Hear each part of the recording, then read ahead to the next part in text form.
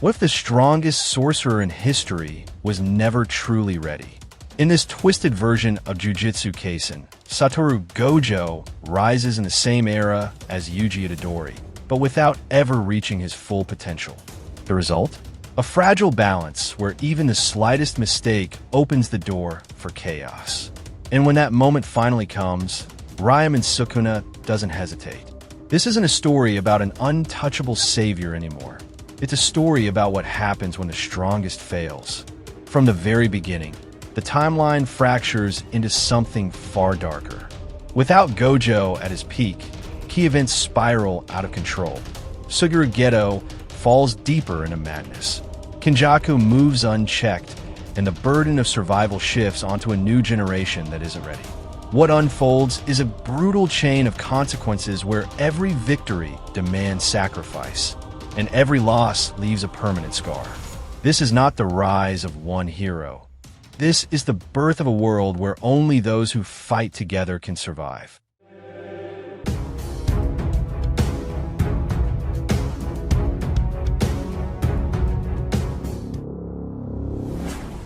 Oh yeah, so we can keep interacting and making the anime storytelling world even more fun together. Don't forget to subscribe, hit the like button, and drop your thoughts in the comments to keep the vibe going. Alright guys, let's jump straight into the discussion. Let's go. Imagine a world where the one person everyone believed would save them falls before ever reaching his true peak. In this version of events, Satoru Gojo never becomes the untouchable sorcerer people once feared and admired. He's still young, still learning, still far from mastering the Six Eyes and his domain expansion. And that tiny gap, that's all Ryaman Sukuna ever needed. When a war in Shinjuku finally erupts, one chilling question shakes the entire Jujutsu world. What if Gojo simply isn't strong enough to win? From that moment on, everything spirals into something far darker. Without Gojo's overwhelming dominance, the balance collapses. Yuji Itadori, Megumi Fushiguro, and their allies are forced to face monsters like Sukuna and Kenjaku without a safety net. This is no longer a story about one invincible savior. It becomes a desperate fight for survival, where the remaining sorcerers must stand together or watch everything fall apart. This is a completely different era of Jujutsu, one born from defeat, sacrifice, and a hard-earned victory that no single person could claim alone. Now let's dive deeper. And hey, if you're enjoying this kind of twist, don't forget to stick around and show some support. Alright, let's get into it. Ever wondered what would happen if Gojo had been born in the same era as Yuji? Would he still be called the strongest? And more importantly, how much would the entire story of Jujutsu Kaisen change if that actually happened? Before we explore that alternate timeline, there's one key detail to remember. If Gojo wasn't fully present during the hidden inventory incident, then everything changes right from the start. The mission to protect the Star Plasma Vessel would play out very differently.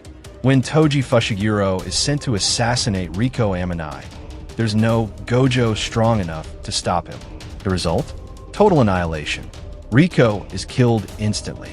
Suguru Geto is completely overwhelmed, and Toji walks away without facing any real challenge. In this timeline, he never dies because he never fights Gojo at his peak. He survives, continuing his life as a deadly and unstoppable assassin. Meanwhile, Geto still faces the same internal struggle. He begins to question everything: the purpose of sorcerers, the value of protecting ordinary humans. But this time, there's no Gojo by his side. No one to pull him back from the edge. And that changes everything. That very night, Geto completely snaps. He slaughters the cult members celebrating Riko's death, absorbs their curses, and disappears, reborn as a full-fledged curse user. But this version of Geto is far more terrifying, stronger, colder, more ruthless. His hatred for monkeys, his term for non-sorcerers, remains the same. But now he acts on it with terrifying efficiency on a much larger scale. Around the same time, the higher-ups of the Jujutsu world decide to execute Yuta Okatsu. In the original story, Gojo saves him. But here, Gojo is still too young, too weak to defy them. so someone else steps in. Geto, not out of kindness, but out of interest. He sees the immense potential of Rika Orimoto and decides to take Yuta for himself. From that point on, Yuta becomes a tool, another piece in Geto's growing ambition. At the same time, Gojo's birth still disrupts the balance of the world. The appearance of a new Six Eyes user causes cursed energy across Japan to surge. Special grade curses begin appearing more frequently, drawn to that power. Gojo, now around 14 years old, is already incredibly talented, but still arrogant, still incomplete. Thanks to his limitless technique, he enrolls at Tokyo Jujutsu High, where he ends up in the same class as Megumi, who had previously been sold to the Zenin clan by his own father, Toji. Years pass. Then Geto launches his grand plan, the Night Parade of 100 Demons, this time on a national scale. Unlike the original timeline, he's had far more time to prepare. His goal is simple: flood Tokyo with curses, unleash chaos, and prove that ordinary humans don't deserve to exist. The Jujutsu sorcerers respond with everything they have. Yuki, Tsukumo, Maki Zenin, Panda, Toge Inumaki, Kento Nanami, and a young Gojo all unite. What follows is absolute chaos. Shinjuku turns into a battlefield. Curses run wild through the streets. Buildings collapse. The city itself begins to crumble. Geto fights like a man possessed, growing stronger with every curse under his control. But in the end, teamwork wins. The sorcerers manage to bring him down. His body is broken, one arm destroyed, his curses fading away. And just like that, Geto falls in a tragic final battle. But his defeat opens the door for something even worse. Kinjaku seizes the opportunity, takes over Geto's body, and disappears, quietly continuing his plan from the shadows. From there, events begin to resemble the original story, until the moment YUJI eats Sukuna's finger. This time, Megumi isn't alone. Young Gojo is with him. The two have become close friends, despite constantly clashing over Gojo's cocky attitude. Then they meet YUJI, and just like before, YUJI consumes the finger. When Sukuna awakens, Gojo easily suppresses him. Sukuna's power still incomplete. YUJI is brought before the higher-ups for execution, but Gojo steps in and protects him. Even at a young age, his power and his lineage are already enough to intimidate them. Soon after, Nobara Kujisaki joins the group. But instead of being their teacher, Gojo stands beside them as an equal. Gojo, Megumi, YUJI, and Nobara become a tight-knit team, taking on missions together. When they're sent to the detention center, the mission becomes almost trivial with Gojo around. The curse is eliminated instantly. As a result, Sukuna never takes over Yuji's body in that moment, never rips out his heart. Meanwhile, Kinjaku begins to see Gojo as a serious threat. He starts planning how to eliminate him. At one point, Jogo challenges Gojo. Their fight is far more balanced than in the original timeline, but Gojo still comes out on top after a brutal clash. In another mission at a movie theater, Gojo, YUJI, and Nanami encounter Mahito. This time, Mahito is destroyed immediately, which means Junpei Yoshino never dies. But Kinjaku isn't done. He takes a drastic step, sending Toji to assassinate Gojo. While the others are busy fighting Hanami, Gojo faces Toji alone. The battle is brutal, deeply personal. Toji's experience and his complete lack of cursed energy allows him to break through Gojo's defenses. And this time, he succeeds. Gojo is killed, but not for long. Just like before, in the moment of death, Gojo unlocks the reverse curse technique and comes back stronger than ever. The story then moves into the Shibuya incident. Kinjaku sets his ultimate trap, sealing Gojo inside the prison realm. Before that, Gojo fights Hanami and Toji, killing one, brutally injuring the other. But when he's distracted by the sight of Geto's body, now controlled by Kinjaku, he's caught off guard and sealed. Shibuya descends into chaos. Nobara is critically injured by transfigured humans and falls into a coma. Meanwhile, Jogo finds an unconscious YUJI and forces 10 of Sukuna's fingers down his throat. The surge of cursed energy is overwhelming. Yuji can't hold him back anymore. Inside his inner domain, Yuji faces Sukuna, who realizes that Megumi is on the verge of death after summoning Maharaga. Then comes the offer, a horrifying binding vow. Stop resisting. Let me take control. I'll kill the volcano curse. I'll save Megumi, and I'll give her body back after that. But in return, the next time Sukuna takes over, Yuji must not resist. Driven into a corner, watching Megumi Fushiguro hover on the brink of death while his own body begins to slip out of control, Yuji Itadori finally breaks. With no other option left, he accepts the deal. The cursed vow he knows will cost him later. In an instant, Ryaman Sukuna opens his eyes. No warning, no hesitation. He moves faster than anyone can react. One clean, almost invisible motion, Jogo's head is gone. Just like that, the disaster curse ceases to exist. Sukuna wastes no time. He rushes straight toward Megumi, arriving at the exact moment his life is about to fade. With terrifying precision, he stabilizes Megumi, keeping him suspended between life and death, before turning his full attention to Maharaga. What follows is nothing short of catastrophic. Their clash tears through everything around them. Buildings crumble, the ground splits, and the battlefield becomes unrecognizable. To finally bring down the Divine General, Sukuna unleashes his domain expansion, Malevolent Shrine. The explosion of power erases everything within roughly 140 meters. Structures, streets, even living beings vanish in an instant. And in the end, Maharaga falls. With the fight over, Sukuna casually heads toward the medical area where Shokoyeri is stationed. He knocks her out effortlessly, a faint smile crossing his face. A promise fulfilled. The vow is complete. Without another word, Sukuna retreats back into Yuji's subconscious, forcing him to regain control of his body. But when Yuji wakes up, he freezes. All around him is silence and destruction. He's standing at the center of a massive crater soaked in blood. What used to be a crowded city block is now nothing but rubble and death.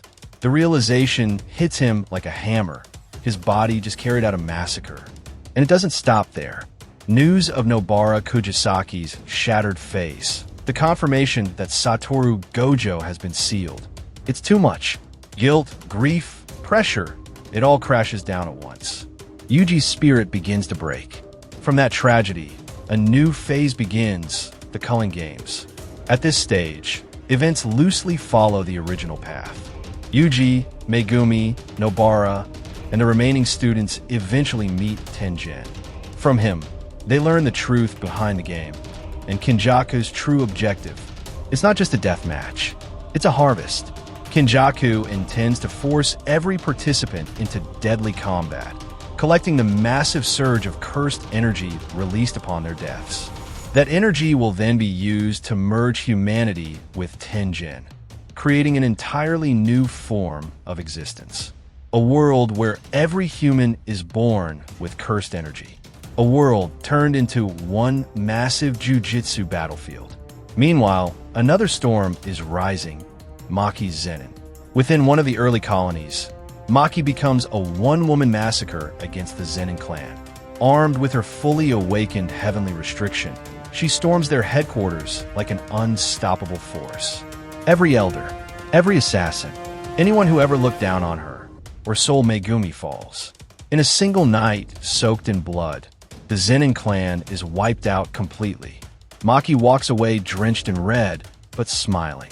For the first time, she's truly free.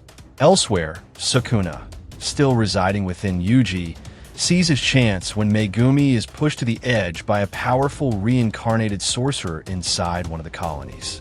And he acts. Using the binding vow, Sukuna tears one of his fingers from his manifested form inside Yuji, and forces Megumi to swallow it. Because Yuji is no longer his goal. Megumi is, more specifically, his 10 Shadows technique and Maharaga. With that power, Sukuna intends to do one thing.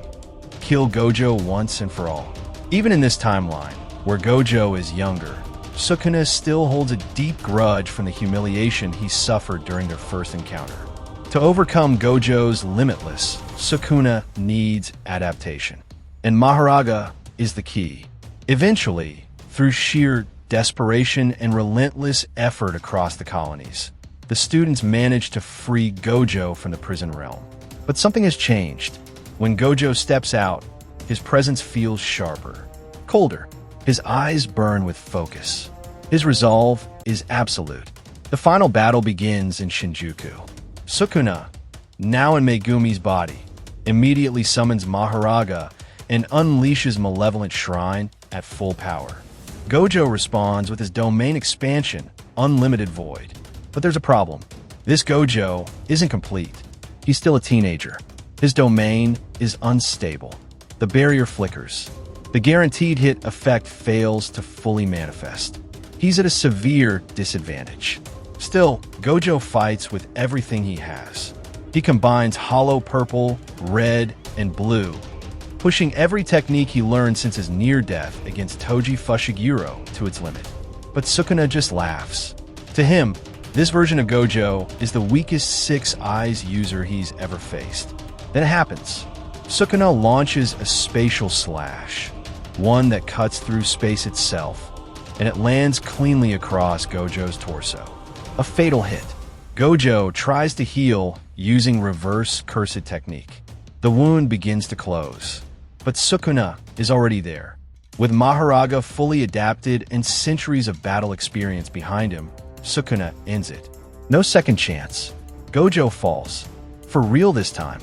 The King of Curses stands over the body of the strongest sorcerer of the new generation. And everything changes. Seeing his friend fall, YUJI snaps. While other fighters like Hajime Kashimo engage enemies elsewhere, YUJI, Maki, Choso, and the others make a critical decision. Take down Kinjaku first. Their battle is brutal. Choso pushes himself beyond his limits, using his blood techniques to restrain Kinjaku, even at the cost of his own life. In the final moment, as Kinjaku prepares one last attack, Maki breaks through his defenses with raw physical power. Then YUJI strikes, a soul-shaking blow that crushes Kinjaku from within. He falls. No hesitation. They move straight to the final battlefield. Sukuna. The clash against the King of Curses is merciless. Lives are lost. The pressure is overwhelming. But this time, they fight together. Fueled by rage over Gojo's death and the suffering Megumi endured, YUJI delivers the final strike, one that shatters Sukuna's soul. With Maki's support and Choso's sacrifice, they finally bring him down. Sukuna's body collapses. His soul is sealed once more within his cursed fingers, this time forever. Megumi is saved. Barely. With both Kinjaku and Sukuna defeated, the culling games collapse. And then the world begins to change. The students rise against the corrupt JUJUTSU higher-ups. The old system falls. Nobara eventually wakes from her coma. Her face is scarred permanently, but she never hides it. Those scars become proof that she survived hell. In this timeline, Junpei Yoshino never meets Mahito. He lives a normal life, finishes school, and finds his own kind of happiness. Somewhere else, Toji Fushiguro, still alive in this altered timeline, hears about the fall of the Zenin clan and Gojo's death in Shinjuku. He just smirks, takes a drink, and walks off into the night. The JUJUTSU world has changed forever. Gojo Satoru's era ends, stained in blood across Shinjuku streets. But from that loss, something real is born. The survivors break the old cycle. Together, they begin building a new world. One without isolation for the strongest, without manipulation from the shadows. YUJI leads the new generation, with Megumi by his side. Nobara, scarred but unshaken, keeps fighting and keeps smiling. Sukuna is gone. Tengen's forced evolution never happens. For the first time in centuries, the JUJUTSU world can breathe. The cost was devastating. Gojo's blood, Choso's sacrifice, Nobara's scars. But from that pain came something worth holding on to. The schools are rebuilt. The old rules are burned away. And for the first time, the title of the strongest is no longer a burden carried alone. A new era begins, not led by a single god at the top, but by a group of sorcerers who finally won together. Thanks for sticking with this story all the way through. If you got thoughts, questions, or theories, drop them below. Always down to talk more about it. Vav, that's really interesting, Nakama. Thank you so much for sticking with the story till the end. If you have any questions, feel free to write them down in the comments section below. Thanks again for watching, and see you in the next one.